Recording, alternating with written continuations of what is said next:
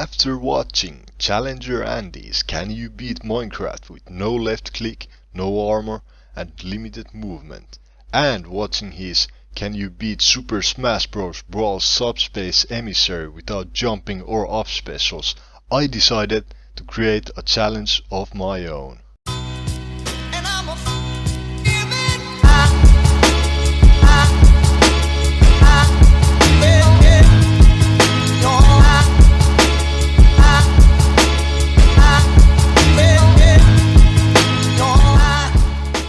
Now the premise of this challenge was simple.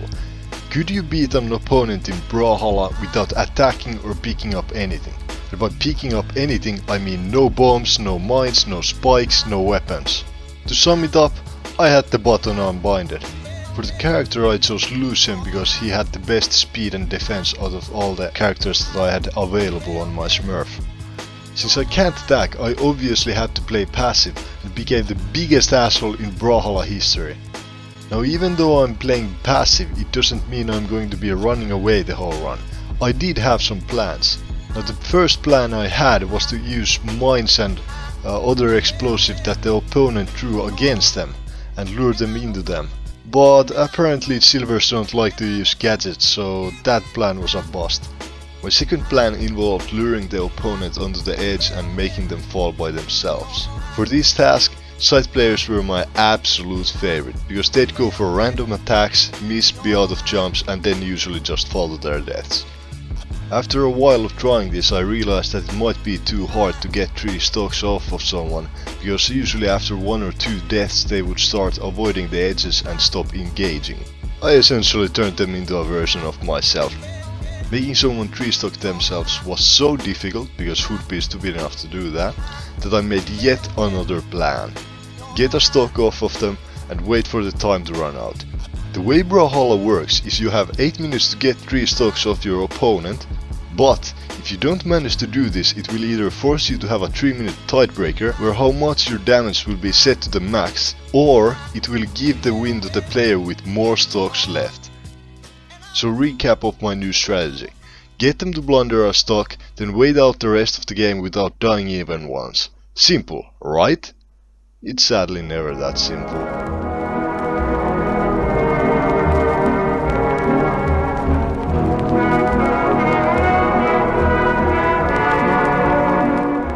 This new and basically the only viable strategy presented me with an enemy I hadn't even been aware of.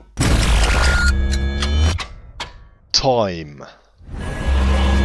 If I managed to somehow get a stock off from the enemy, I still had to dodge their attacks for 8 consecutive minutes. Wall hugging on the edge for long enough would cause me to wall sit, which would force me back onto the stage where the enemy would be waiting for me.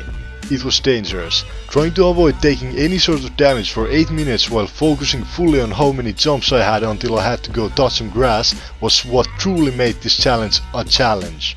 I tried using this new strategy, but turns out it wasn't necessary, since in game 6 I managed to kill my opponent using suggestive movements and of course mind control.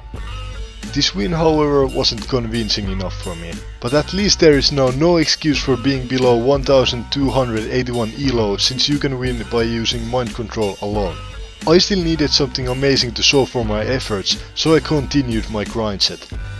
And on game 10 I finally did it. Facing a schizophrenic blue Orion that was overdosing on ketamine, I was ready to win the game. Then he somehow lost his first stock by sheer chance. I don't even know how that happened.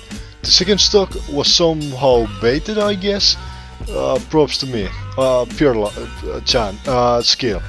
The Orion did manage to get 2 stocks off of me during this match, so it wasn't like he was complete garbage.